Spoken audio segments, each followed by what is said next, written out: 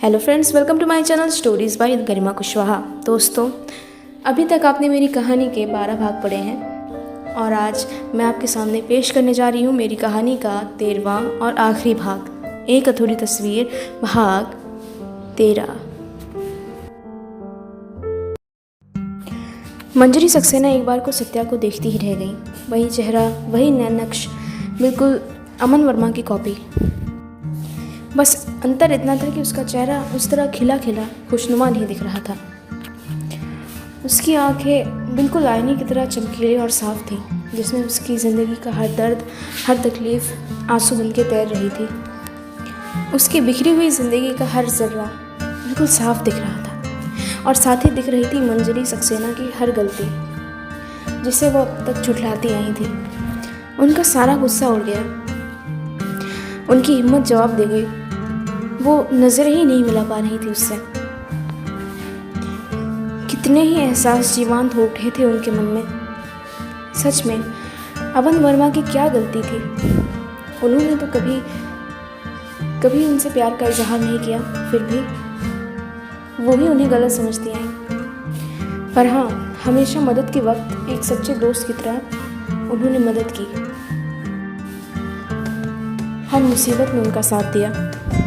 पर वो एक अच्छे दोस्त होने का फ़र्ज़ भी नहीं निभा पाई। ना चाहते हुए भी उनके नैनों से आंसुओं की बरसात शुरू हो गई और उनके मन पर छाए हुए नफ़रत के गहरे बादल छटने लगे। पीछे रह गई तो सिर्फ ग्लानि कि आखिर ये मैंने क्या कर दिया। उस वक्त उनके मुंह से सिर्फ 2 ही शब्द निकले, आई एम सॉरी, माफ़ कर दो मुझे। आप माफ़ी क्यों मांग रही हैं? बहुत देर कर दी बेटा मैंने, पर अब मुझे तुम्हारी मदद करनी है। चलो बाहर आओ, बाहर सब तुम्हारा इंतज़ार कर रहे हैं। मेरा इंतज़ार भला कोई क्यों करेगा? मेरा तो कोई है ही नहीं इस दुनिया में। नहीं बेटा, ऐसा मत कहो। मैंने गलती की, मुझे प्रायश्चित का मौका तो दो। तुम वो गलती नहीं करना जो मैंने की। वो लड़की जो हॉल में बैठी है, रो रही है तुम्हारे लिए। मैंने उसकी आंखों में तुम्हारे लिए एक बेचैनी देखी है, एक परवाह देखी है। अगर तुमने एक भी गलत कदम उठाया है तो वो भी अकेली हो जाएगी। क्या तुम चाहते हो कि वो भी वो सब झेले जो मैंने झेला, जो तुमने झेला? उनके आखिरी शब्दों से वो चौंक गया था। आपने झेला? हाँ, पर वो सब मेरी ही करनी का फल है। मेरी गलतियों की वजह से मेरा घर टूट गया, मेरा डाइवोर्स हो गया, मेरे ही हाथ मेरा परिवार बिखर गया। किस्मत ने अंधेरों से बचाकर मेरी किस्मत में हर अंधेरे से बचाकर एक धूप का टुकड़ा मेरी गोद में रख दिया, पर मैं कभी उसकी गर्माहट महसूस ही नहीं कर सकी। पर अब पछता रही हूँ। जब मेरा डिवोर्स हुआ, वो भी चली गई उसके पापा के साथ, और मैंने उसे रोकने की कोशिश भी नहीं की, और अब वो मुझसे नफरत करती है। उसके चले जाने के कुछ वक्त बाद मुझे महसूस हुआ कि वो कितनी खास थी मेरे लिए। मुझे अब हर पल उसकी याद आती है, पर वो पता नहीं कब मुझसे मिलेगी। 2 साल पहले वो सिंगापुर चली गई, वहाँ उसे एक अच्छी नौकरी मिल गई। उसकी दूसरी माँ, वो भी उसके साथ ही चली गई, और मैं सोचती हूँ कि काश वहाँ मैं होती उसके साथ। उसके सिर पर हाथ फिराने का मन करता है, उससे बातें करने का मन करता है, उसकी पसंद का खाना पकाने का मन करता है, पर बहुत देर कर दी मैंने। कहते कहते मंजरी जी रोने लगती हैं। सत्या आगे बढ़ के उनके आंसू पोंछ देता है। आपका कहना ठीक है, पर मैं इंदु के लायक नहीं। वो बहुत समझदार है, वो खूबसूरत है, मेहनती है, एक अच्छी डॉक्टर है। She deserve a better life. She deserve someone better than me. मैं उसके लायक नहीं हूँ। मैं उसकी देखभाल क्या कर पाऊँगा? मैं तो खुद समझ नहीं पा रहा कि मैं अपनी ज़िंदगी का क्या करूँ। कुछ देर खामोशी रहती है, फिर मैं तुम्हारी माँ तो नहीं हूँ, पर तुम्हारी मासी जैसी तो हूँ, है ना? तो बस एक बार मेरा कहना मानकर नीचे चलो। सत्या कुछ देर खड़ा रहता है, फिर उसके बाद वो उनके साथ नीचे जाने को तैयार हो जाता है। नीचे इंदु और श्रीमती दास उसका इंतज़ार करते हुए बैठे थे। इंदु की आंखें अभी भी नम थी। उसने सत्या को सीढ़ियों से नीचे आते देखा तो अपने चेहरे पर बनावटी मुस्कान लाकर बोली, सत्या, लखन जी ने खाना लगा दिया है, चलो खाना खा लो सबसे पहले। सब खाना खाने बैठ गए। श्रीमती दास बाहर जाने के लिए दरवाजे की ओर बढ़ी तो इंदु ने उन्हें रोक दिया। आप भी खाना खा लीजिए ना हमारे साथ। देखिए वैसे भी बहुत रात हो रही है, आप इतनी रात में कहाँ जाएंगे? आज रात आप हमारे साथ ही रुक जाइए। मुझे पता नहीं क्यों थोड़ी घबराहट महसूस हो रही है, तो प्लीज़ आप रहेंगे तो मुझे अच्छा लगेगा। ठीक है, मैं यहीं रुक जाती हूँ। खाने के बाद सत्या अपने कमरे की ओर जाने लगा, पर इंदु ने उसे रोक दिया। सत्या, आज तुम नीचे ही सो जाओ। पर मुझे नींद नहीं आएगी, मुझे अपने कमरे में ही अच्छी नींद आएगी। नहीं, तुम नीचे ही सो जाओ। पर इंदु, मुझे कोशिश करोगे तो आ जाएगी नींद। उसके हाथ में कुछ दवाइयाँ थी। वो नीचे के कमरे में चला गया और वहाँ जाकर उसने दवाई निकालनी शुरू की। ये क्या दवाइयाँ खा रहे हो तुम? ये स्लीपिंग पिल्स हैं इंदु। पर क्यों? मुझे इनके बिना नींद नहीं आएगी। नहीं, तुम इन्हें नहीं खाओगे। पर इंदु, सत्या, तुम्हें याद है मैंने क्या कहा था? मुझे दवाइयों पर भरोसा नहीं है। मैं समस्या को जड़ से ख़त्म करना पसंद करती हूँ। आज रात तुम सोने के लिए कहानियाँ सुनो तो कैसा रहे? कहानी? हाँ, कहानी। इंदु उसे अपने साथ मंजरी सक्सेना के कमरे में ले आती है। मंजरी जी के हाथों में तेल की शीशी थी।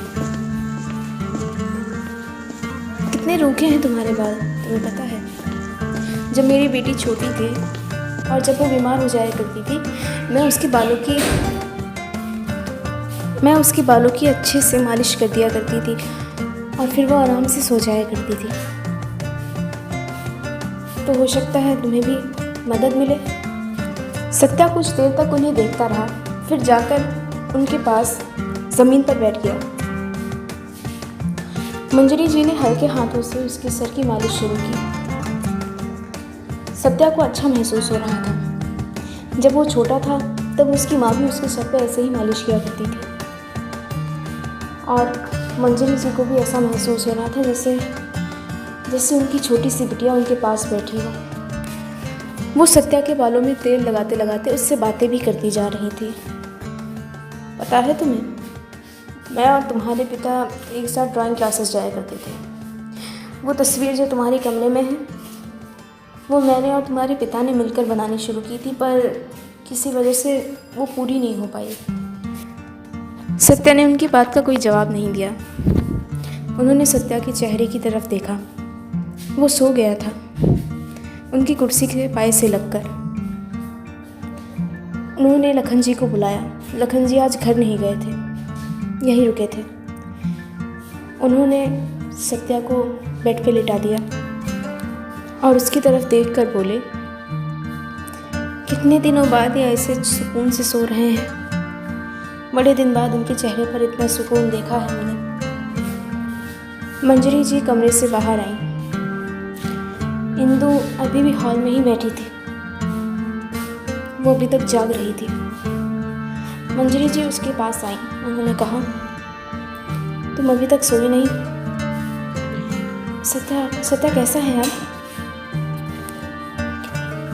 वो सो रहा है और तुम भी सो जाओ, रात बहुत हो गई है। आपका आपका बहुत बहुत शुक्रिया आंटी।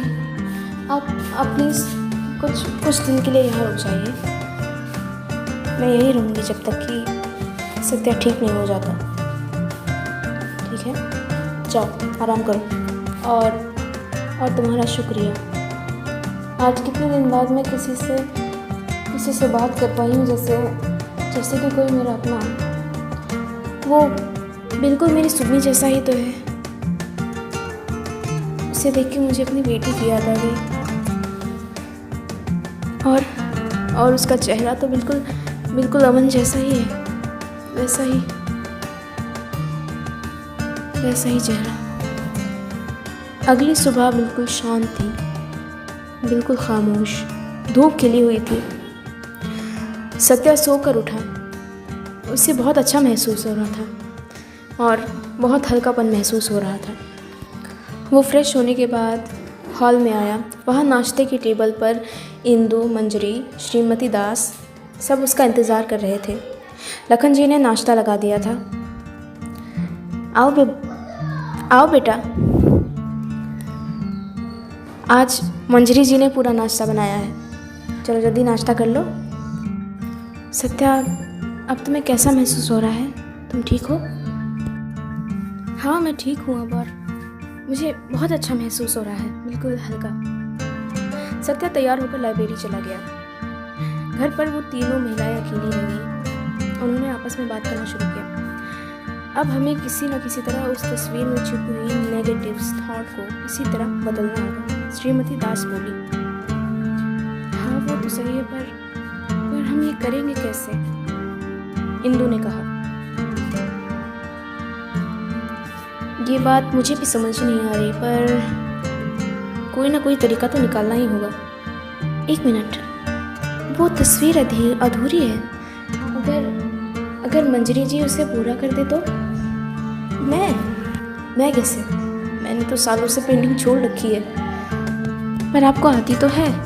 आप बस मुझे सामान बताइए और मैं उसे बाजार से ले आती हूँ। इंदु सारा सामान झट से मार्केट से ले आई। पर मंजरी सक्सेना अभी भी समझ नहीं पा रही थी कि शुरुआत कहाँ से करें। आखिर शाम तक वो शुरू भी नहीं कर पाई। शाम के 7 बजे के बाद सत्या भी वापस आ गया। उसके हाथ में कुछ सामान था। इंदु, देखो मैं क्या लाया। मेरी लाइब्रेरी के पास ही एक आदमी झालमुरी बेच रहा था, तो मैंने सोचा सबके लिए लेता चलूँ। मैंने भी पता नहीं कितने वक्त से नहीं खाई है। वो आंटी नज़र नहीं आ रही, उनका तो नाम भी नहीं पूछा मैंने। कहाँ है वो? तुम शायद श्रीमती दास की बात कर रहे हो। वो तो चली गई अपने घर, पर वो हमसे मिलते आती रहेंगी। इंदु फायरप्लेस में आग जला रही थी। सत्या अब खुश लग रहा था, पहले से नॉर्मल। हाँ सत्या, तुम आ गए। बेटा, तुम्हें ड्राइंग आती है? नहीं, बिल्कुल नहीं। मैंने तो स्कूल के बाद से ब्रश पकड़ा तक नहीं। कोई बात नहीं, जो अभी तक नहीं किया वो अब करोगे। मैं तुम्हें ड्राइंग सिखाऊंगी, तुम सीखोगे ना? हाँ मासी, बिल्कुल सीखूँगा। मैं आपको मासी बुला सकता हूँ ना? हाँ बिल्कुल मेरे बच्चे, ये ख़त्म करके ऊपर आ जाना, ठीक है? रुकिए, आप भी हमारे साथ बैठिए। आपसे कितनी बातें पूछनी है, आपकी कॉलेज लाइफ के बारे में, पापा के बारे में। बाहर कोहरा पड़ रहा था, इसलिए आपके आगे बैठना अच्छा लग रहा था। ठीक है, मैं तुम्हारे साथ बैठ जाती हूँ। वो तीनों काफ़ी देर तक झालमुरी का लुत्फ़ उठाते हुए बातचीत करते रहे। उसके बाद मंजरी सक्सेना सत्या को उसके कमरे में लेके गई, उसी तस्वीर के सामने। इस तस्वीर को देख रहे हो? ये तुम्हारे पापा और मैंने बनानी शुरू की थी, पर ये ख़त्म हो पाती उससे पहले वो शहर चले गए पढ़ाई के लिए। पर कोई बात नहीं, हम इसे अभी भी पूरा कर सकते हैं, और ऐसा करने में तुम मेरी मदद करोगे, ठीक है? मैं पेंटिंग के बारे में कई बातें बताऊंगी जो तुम नहीं जानते और तुम्हें सिखाऊंगी भी। ठीक है? हाँ ठीक है, ये सुनने में तो मज़ेदार लगता है। और उसी वक्त से उन्होंने सत्या की ट्रेनिंग शुरू कर दी। वो सत्या को हर रंग और उसके इस्तेमाल के बारे में बड़ी बारीकी और गहराई से बता रही थी। सत्या भी धीरे धीरे सीख रहा था और धीरे धीरे उस अधूरी तस्वीर में रंग भरते जा रहे थे। सत्या एक दिन में ज़्यादा तो नहीं कर पाता, पर धीरे धीरे ही सही वो पेंटिंग अधूरी से पूरी हो रही थी और उसके साथ ही मंजरी जी के मन का मैल भी ख़त्म हो रहा था और इनके दिल के कोने में कहीं तब सी गई रोशनी अब बाहर आने लगी थी। उनके आने के बाद से सत्या में अविश्वसनीय बदलाव आने शुरू हो गए थे। अब वो खुल के हंसता था और उसे घबराहट नहीं होती थी। वो चैन की नींद सोता था और अधिकतर वक्त खुश रहता था और अंधेरे से डरना तो उसने बिल्कुल छोड़ दिया था। उसके दिल में जमी वो बर्फ अब पूरी तरह पिघल चुकी थी और आखिर एक हफ्ते की मेहनत के बाद वो अधूरी तस्वीर भी पूरी हो चुकी थी और बेहद खूबसूरत दिख रही थी। भले ही सत्या को ढंग से पेंटिंग करनी ना आती हो, फिर भी वो तस्वीर अब अधूरी नहीं थी। अब वो तस्वीर उससे बिल्कुल विपरीत बन चुकी थी जो पहले हुआ करती थी। अब उसमें खुशियों के रंग थे, उसमें अंधेरे से लड़ने की ताकत थी और सबसे ज़्यादा बढ़कर उसमें अच्छी भावनाएं थी। सारे नफ़रत के रंग धुल चुके थे और उन पर प्यार के रंग, स्नेह के रंग चढ़ चुके थे। फिर आखिरकार इंदु ने एक दिन सत्या का टेस्ट लिया ताकि वो ये जान सके कि सत्या के मन में अब भी अंधेरे के लिए कोई डर तो नहीं है। ऐसा करने के लिए उसे सत्या को 1 घंटे तक अंधेरे में रखा और सत्या इस परीक्षा में पास हो गया। अब वो पूरी तरह ठीक था, हर मुसीबत दूर हो चुकी थी, अंधेरे को हराकर रोशनी वापस आ गई थी। मंजरी जी अपना सामान बांध रही थी। उन्हें अपने घर जाना था वापस उस अकेली ज़िंदगी में। वो यहाँ रुकना चाहती थी पर बिना किसी के रोके वो कैसे रुक सकती थी। मौसी आप जा रही हैं? हाँ बेटा, अब जाना तो पड़ेगा ही, बहुत वक्त भी तो हो गया मुझे यहाँ रहते हुए। हाँ पर अगर मैं कहूँ कि आप यहीं रुक जाए तो? वैसे भी आप वहाँ तो अकेली ही रहती हैं, तो आप यहाँ रह सकती हैं हमारे साथ। मेरा मतलब क्या मैं आपकी बेटी जैसा नहीं हूँ? क्या आप मुझे अपना बेटा नहीं मान सकती? मंजरी जी के हाथ से उनका लगेज छूट गया। उन्होंने आगे बढ़कर सत्या को जोर से गले लगा लिया। मेरा बच्चा। उधर इंदु भी वापसी की तैयारी कर रही थी। वो अपने कमरे में थी और अपना सारा सामान इकट्ठा कर रही थी और जब वो अपना सामान समेट रही थी, सत्या उसके पास आया। तुम जा रही हो इंदु? हाँ, बहुत दिन हो गए, मुझे क्लिनिक वापस जाना पड़ेगा। मेरे पेशेंट्स मेरा इंतज़ार कर रहे होंगे। मैं तुम्हें रोकूंगा नहीं इंदु, बस I want to thank you. मुझे पता है तुम्हारे पर बहुत जिम्मेदारियाँ हैं। सत्या आगे बढ़कर इंदु को गले लगा लेता है और उसके कान में धीरे से कहता है, बस जाने से पहले अपना पता दे दीजिए ना, इस बार मैं आऊँगा तुम्हें लेने के लिए, और इस बार हमेशा के लिए। बस तुम इंतज़ार करना। इंदु हल्के से मुस्कुरा दी। 1 घंटे बाद इंदु वापसी की ट्रेन में थी और इंतज़ार की घड़ियाँ शुरू हो चुकी थी। तो उम्मीद करती हूँ दोस्तों कि आपको मेरी ये कहानी पसंद आएगी। इसी तरह की और रहस्यमयी कहानियाँ सुनने के लिए मेरे चैनल पर जुड़े रहिए। दोस्तों, जैसा कि मैंने आपको मेरी पिछली वीडियो में बताया था, हम शुरू करने जा रहे हैं हमारे चैनल का नया segment weekend bonus. Weekend bonus में मैं आपको देश दुनिया में घटित अलग अलग रहस्यमयी घटनाओं के बारे में और कुछ हॉरर स्टोरीज़ के बारे में बताऊंगी जो कि एकदम सच्ची होंगी। तो दोस्तों, इस तरह की कहानियाँ सुनने के लिए जुड़े रहिए मेरे चैनल स्टोरीज़ विद गरिमा कुशवाहा को। Thank you.